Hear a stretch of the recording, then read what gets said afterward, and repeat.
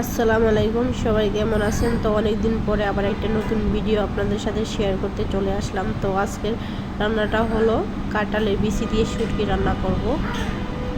তো অনেক দিনই তো আমাদের মাংস খেতে খেতে অনেকেরই মনটা একদম অরুচি হয়ে গেছে বা মুখের মধ্যে রুচি লাগে না, আর ভালো লাগে না কিছু খেতে। তাই আজকে আমি রান্না করব কাঁঠালের বিচি দিয়ে শুটকি।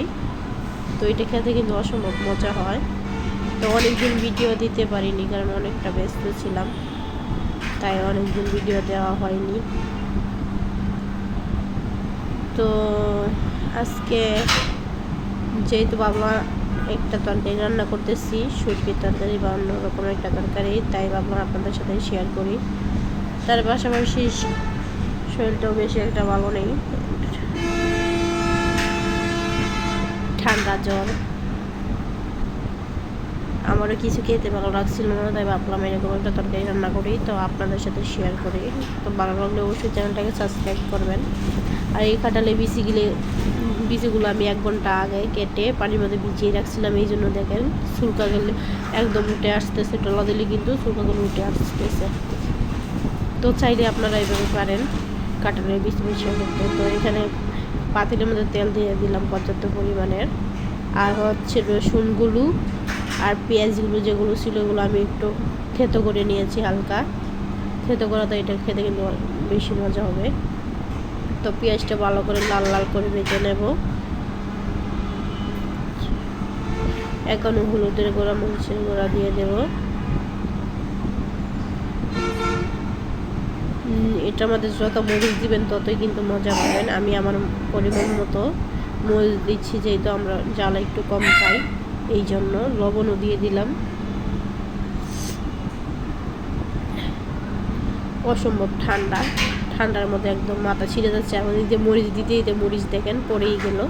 তো এটা আমি এখন পরিষ্কার করে নেব জায়গাটা। তো পরিষ্কার করা শেষ হয়ে গেছে। এখন আমি মশলাটা ভালো করে কষিয়ে নিয়ে এখন আমি কাঁঠালের বিচিগুলো ওগুলোর মধ্যে দিয়ে দিতেছি। তেল দিয়ে ভালো করে কষিয়ে নেব, সবগুলো দিয়ে একদম ভালো করে কষিয়ে তারপর হালকা একটু ঝোল দেবো, যাতে কাঁঠালের বিচিগুলি সিদ্ধ হয়ে যায়। এরকম একটা পরিমাণে ঝোল দেবো, এত বেশি ঝোল দেবো না আমি। তো ভালো করে নেড়ে এটাকে ডেকে আমি আরও 10 মিনিট কষিয়ে নেব। কষিয়ে তারপর একটু পানি দেব। তো এইখানে এই যে পানি দিয়ে দিলাম, প্রায় অনেকটা হয়ে গিয়েছে। এই যে কি বলবো, নাক একদম বন্ধ হয়ে যাচ্ছে আপনাদেরকে, এতটা কষ্ট হচ্ছিল। তো যাই হোক, এখন আমি শুটকি দিয়ে দিচ্ছি এখানে উপর দিয়ে।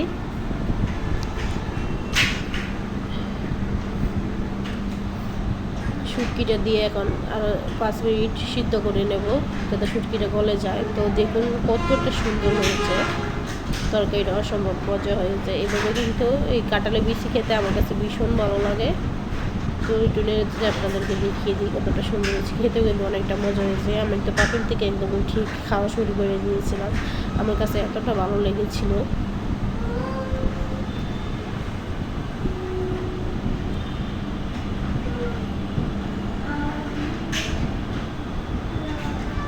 তো আপনারা চাইলে কিন্তু এভাবে বাসায় ট্রাই করতে পারেন, অবশ্যই আপনাদের কাছে ভালো লাগবে। আশা করি খারাপ লাগবে না, ভালোই লাগবে। তো এখন পরিবেশন করে আপনাদেরকে দেখাই। এই যে দেখেন কতটা ভালো হয়েছে, এটা খেতে কিন্তু অসম্ভব মজা লাগবে। তো ওই যে আমি খাচ্ছিলাম, আমার সাথে সাথে আরেকজনও নিয়ে খেয়ে ফেলতেছে। তো এখন